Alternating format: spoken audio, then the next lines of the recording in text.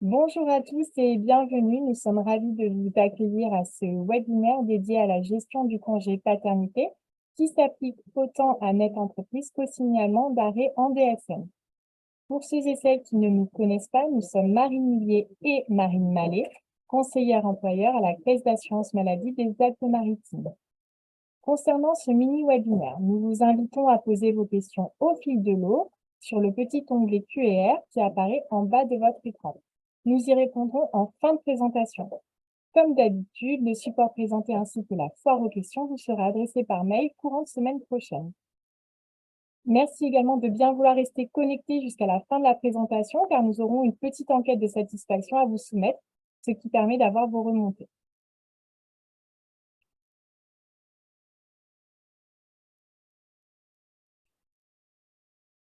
Commençons par un petit rappel sur la durée et le point de départ.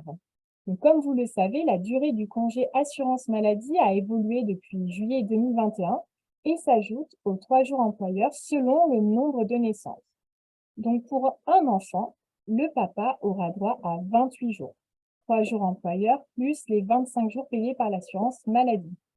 Et pour 2 naissances et plus, 35 jours qui correspondent donc aux 3 jours employeurs, plus les 32 jours payés par l'assurance maladie. Concernant le point de départ, il commence le jour de la naissance ou le premier jour ouvrable suivant. Votre salarié doit absolument prendre les 7 jours obligatoires, dont les 3 jours employeurs, ce qui conditionne son droit au reliquat du congé paternité. Et ce congé peut être pris en une seule fois ou être fractionné en 2 ou même 3 fois. Attention, si votre collaborateur décide de fractionner son congé, il devra prendre un minima 5 jours consécutifs pour chaque fractionnement.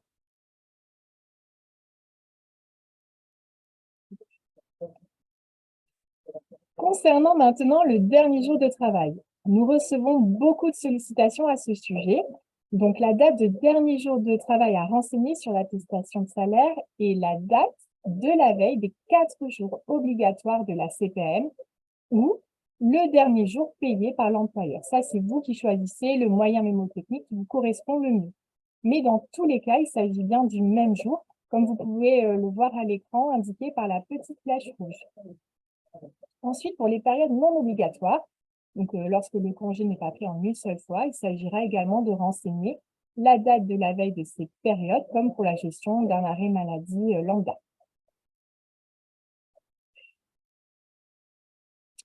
Passons donc maintenant au vif du sujet. Dans un premier temps, la gestion en DSN. Vous allez voir, c'est plus simple, plus facile et plus rapide. Comme je viens de vous le dire, en DSN, tout est facile, mais surtout automatique.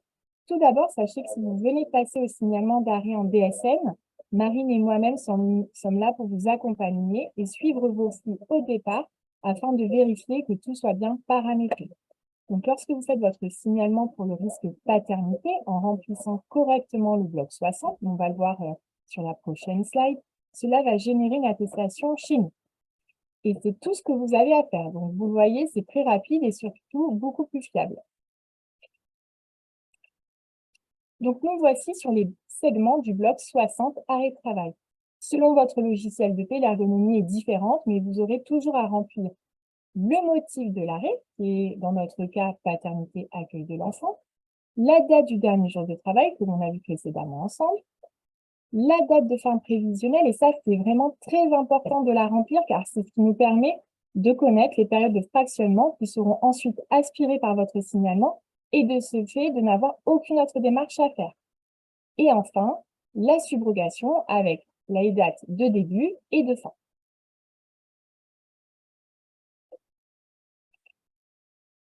En résumé, vous aurez simplement 2 étapes à suivre qui sont donc l'alimentation de l'absence dans votre logiciel de paie avec la validation de votre signalement et le suivi dans votre tableau de bord de la reconstitution de l'attestation et du paiement. Mais on insiste, le suivi reste primordial jusqu'au compte-rendu de l'assurance maladie. Passons maintenant hors DSN par Net Entreprise. Là, c'est un petit peu plus fastidieux car cela se fait en 4 temps. Déjà que l'on soit bien d'accord, cette procédure est à suivre uniquement en cas d'impossibilité DSN. Si vous avez fait correctement votre signalement d'arrêt en DSN, cette procédure ne vous concerne pas, puisque dans celle-ci, vous allez devoir utiliser le téléservice des profils et saisir votre attestation à la main sur notre entreprise. Donc, pour accéder à Dépofil, afin de nous adresser le tableau de fractionnement, il vous faudra vous connecter à votre compte Net Entreprise. Une fois sur votre page d'accueil avec tous les encadrés de couleurs reprenant les différents téléservices, vous trouverez en dessous l'espace « Vos services complémentaires ». Il faudra cliquer sur « Autres services » et ensuite « Dépofil ». Vous aurez alors simplement à télécharger le fichier normé dûment rempli. Attention, si vous utilisez toujours ce tableau de fractionnement, sachez qu'il est obsolète. On attend de vous de nous adresser celui-ci qui est également téléchargeable directement sur Net Entreprise. Donc, quand vous êtes sur l'espace de téléchargement des Dépofil, juste à droite, vous trouverez le logo de l'assurance maladie avec noté en dessous « Pour toute aide, cliquez ici pour consulter les informations utiles sur le service et le format de fichier ». Et de là, vous serez redirigé sur une page vous permettant le téléchargement de ce fichier. Mais vu que vous êtes chanceux, nous vous l'adressons directement avec Marine lors de l'envoi du support et de la foire aux questions. Donc, si vous passez par Net Entreprise, vous l'avez vu, la gestion du congé paternité se fera en 4 temps. Donc, dans un premier temps, le téléchargement de la procédure et du fichier. Ensuite, la transmission des périodes de fractionnement via Dépofil. Bien ensuite, l'attestation de salaire. Et enfin, et comme toujours, le suivi de vos comptes rendus. Et nous attendons cette procédure pour chaque période d'absence lorsque le congé est fractionné. Ensuite, en ce qui concerne la question de l'acte de naissance, on vous demandait jusqu'à présent de nous l'adresser en même temps que l'attestation de salaire et le tableau de fractionnement pour accélérer les délais de paiement. Aujourd'hui, ce n'est plus une obligation, les heureux parents l'envoient à la CPAM et vous, en tant qu'employeur, vous pouvez également nous le transmettre si vous le souhaitez via le compte entreprise disponible sur Net Entreprise. Néanmoins, si vous pratiquez la subrogation, nous vous invitons vivement à continuer à nous le transmettre afin de ne pas être tributaire des démarches de votre salarié pour percevoir les indemnités journalières. Comme je vous l'ai dit précédemment, si vous souhaitez plus d'informations, nous vous adresserons avec le support une fiche synthèse reprenant les éléments clés que nous venons d'aborder ensemble. Et vous pouvez également consulter les pages Amélie Entreprise qui sont toujours bien fournies et surtout à jour. Voilà, nous avons maintenant terminé. Avant de laisser la parole à Marine, petit rappel concernant les réclamations IJ. Si vous souhaitez nous faire part d'une réclamation concernant un dossier en attente d'indemnité journalière, par exemple, vous pouvez l'adresser directement via le lien Réclame employeur qui apparaît à l'écran et vous aurez un retour sous 72 heures. Je vais maintenant me tourner vers Marine afin de savoir si nous avons eu des questions, mais n'oubliez pas de rester connecté jusqu'à la fin afin de remplir la petite enquête de satisfaction.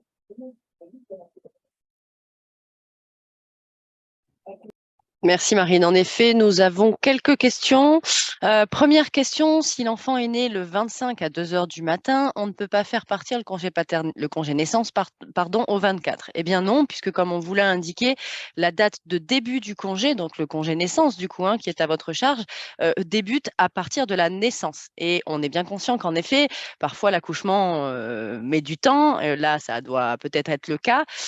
Mais au niveau réglementaire, le congé part bien à partir du 25 et non du 24.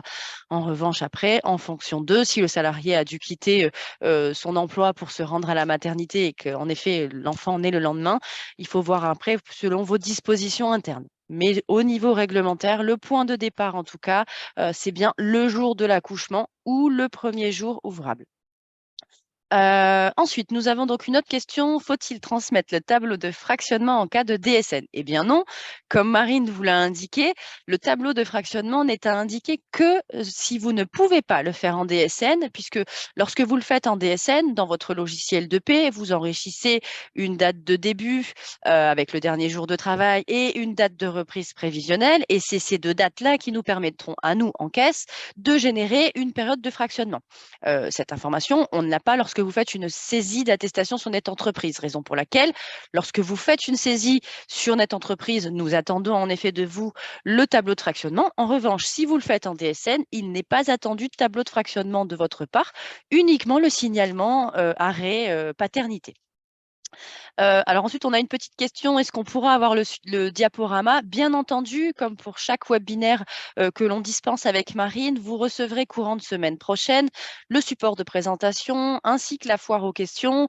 Et pour ceux qui en ont besoin, le fameux tableau de fractionnement que Marine vous a indiqué tout à l'heure, qu'on vous mettra bien entendu en pièces jointes. Ensuite, donc en DSN, comment transmettre l'acte de naissance? Alors, comme que ce soit en DSN ou sur Net Entreprise, du coup, la procédure est la même, puisqu'il n'y a plus possibilité de transmettre des pièces jointes, ni par le biais des adresses mail qui n'existent plus, ni par la pièce jointe directement que vous injectiez à la fin de votre saisie d'attestation. Aujourd'hui, ce n'est pas une obligation, on le rappelle, normalement c'est à la charge des heureux parents. En revanche, si vous voulez nous l'adresser, et c'est une bonne chose puisque bien souvent le papa oublie de nous l'adresser et du coup ça ralentit le paiement de l'indemnité journalière. Donc si vous désirez nous adresser l'acte de naissance, il conviendra de le faire sur le compte entreprise. Donc le compte entreprise, il est accessible via votre compte Net Entreprise. Il convient en revanche de rajouter cette habilitation et si vous n'arrivez pas à le faire, bien entendu, vous pouvez prendre contact avec Marine et moi et on se fera un plaisir de vous accompagner pour le rajout de cette déclaration. Et c'est par ce biais que vous pourrez déposer du coup l'acte de naissance comme toute autre pièce jointe que vous aurez peut-être ultérieurement à nous transmettre pour un autre dossier, tel qu'un bulletin d'hospitalisation par exemple. Alors, malgré l'envoi des DSN, Amélie réclame le tableau de fractionnement aux salariés. Alors, attention, parce que bien souvent, le salarié a peut-être aussi une version du tableau de fractionnement qui est attendue avant que nous l'ayons reçu, puisque quand vous faites l'envoi de votre flux, le tableau de fractionnement, enfin en tout cas les périodes de fractionnement, surtout en DSN, ne remontent pas immédiatement chez nous. Donc des fois, il faut un certain délai et il est possible que quand il appelle la caisse, on n'ait pas encore reçu ces périodes de fractionnement. Et si tel est le cas, en effet, ils ont peut-être eu ce discours à tort. En revanche, si en effet on vient à ne pas recevoir vos périodes de fractionnement malgré l'envoi du signalement DSN et la rematérialisation de cette attestation, à ce moment-là, pensez peut-être à prendre contact avec nous. Il y a peut-être un problème de paramétrage sur votre DSN et si ce n'est pas le cas, bien entendu, on vous donnera une solution pour pouvoir nous transmettre ces périodes de fractionnement. Alors, on a encore une question sur l'acte de naissance, donc je ne vais pas la redire, mais je reprécise bien que ce n'est pas une obligation. C'est bien de le faire parce que ça accélère le paiement du dossier. Et si c'est à faire, c'est par le compte entreprise. On a un webinaire sur ce sujet qui a été délivré. Il est disponible d'ailleurs sur nos pages YouTube, puisqu'on a des pages YouTube qui ont été ouvertes avec le replay de l'ensemble de nos webinaires. Mais si vous avez besoin d'un accompagnement sur ce sujet, je le répète, il y aura nos adresses mail à l'écran tout à l'heure. N'hésitez pas à nous adresser un mail, on se fera un plaisir de vous accompagner. Sous combien de temps le salarié reçoit le paiement du congé paternité? Alors, malheureusement, il n'y a pas forcément de règle concernant le délai. Le paiement, il part à partir du moment où nous avons la période de fractionnement, l'acte de naissance et votre attestation de salaire ou votre flux DSN. À partir du moment où on a ces trois éléments, on peut faire partir le paiement. Après, comme vous le savez, les délais de paiement sont très aléatoires puisqu'en fonction même de l'actualité, on l'a connu par rapport au Covid, les délais de traitement peuvent parfois être longs. Pour autant, à partir du moment où on a toutes ces pièces, bien entendu, nous sommes en capacité de payer et on fera le maximum pour payer le salarié au plus vite. En revanche, si vous voyez ou si vous vous inquiétez, comme Marine vous l'a indiqué en fin de présentation, pour toutes les réclamations IJ, n'hésitez pas à prendre le lien, mais vous l'aurez aussi sur le support de présentation, pour les assurés du 06, puisque pour tous les assurés des Alpes-Maritimes, nous avons mis en place une plateforme de réclamation en ligne qui arrive directement en local chez nous. Le délai de traitement est très rapide et au moins vous aurez une réponse à savoir si en effet c'est en cours, ça va être payé ou si éventuellement il y a peut-être une problématique, que ce soit sur l'attestation ou tout simplement sur les périodes de fractionnement, s'il y a peut-être eu une erreur au niveau des dates qui ont été enrichies. Alors, attendez, on essaye de répondre encore à une ou deux questions parce que je vois qu'il y a eu beaucoup de questions sur le sujet. Donc, ne vous inquiétez pas si on n'a pas répondu à toutes les questions aujourd'hui, hein. Comme je vous l'ai indiqué, il y aura une foire aux questions. On va reprendre l'ensemble de vos questions et on va vous les adresser par ce biais, hein. Donc, pas d'inquiétude. Nous répondrons bien entendu à toutes les interrogations que vous avez eues. Est-il obligatoire de subroger en cas de paternité? Alors, absolument pas. Il n'y a aucune disposition aujourd'hui réglementaire, en tout cas chez nous, qui oblige la subrogation en cas de congé paternité. Normalement, ce qui régit, entre guillemets, la subrogation ou non, c'est plutôt votre convention collective. Donc, il faudra vous reporter à votre convention collective et voir s'il est préconisé en cas de paternité une subrogation ou un maintien. Mais en tout cas, c'est pas nous, assurance maladie, qui pouvons vous indiquer ce qu'il convient de faire dans ce sens-là. On a une question sur le replay. Donc, oui, en effet, c'est nouveau. Il y a tous les replays maintenant qui sont disponibles sur notre page YouTube. On vous mettra le lien sur la foire aux questions. Le webinaire d'aujourd'hui sera en replay, hein. On va essayer de le publier dès la semaine prochaine aussi, en même temps que l'envoi du support de présentation. Donc, on va arrêter là du coup avec les… Alors, il y en a une dernière, je vais quand même répondre parce elle me semble intéressante. Si le salarié n'a pas de numéro de sécurité sociale, comment faire? Alors, en effet, si votre salarié n'a pas de numéro de sécurité sociale, la problématique, c'est que vous ne pourrez rien nous adresser, que ce soit sur Net Entreprise ou en DSN, hein, puisque bah, forcément, le flux n'arrivera pas chez nous. Donc, dans ce cadre-là, à ce moment-là, il faut nous envoyer du papier parce qu'on n'a pas forcément le choix. Et bien entendu, inviter votre salarié à se rapprocher le plus vite de sa caisse d'appartenance pour pouvoir régulariser sa situation. Voilà, donc du coup, ne déconnectez surtout pas. Il y a un sondage qui va arriver à l'écran. Merci de bien vouloir répondre au sondage du coup avant de couper. On vous remercie encore une fois avec Marine d'avoir été et d'avoir répondu présent à notre invitation aujourd'hui donc sur le webinaire dédié au congé paternité. Je vous dis à très vite puisqu'il y aura d'autres webinaires à venir. Et bien entendu, on se tient à votre disposition pour toute question relative à l'utilisation des services en ligne ou encore de la DSN. Passez une excellente fin de matinée et à très bientôt. Au revoir.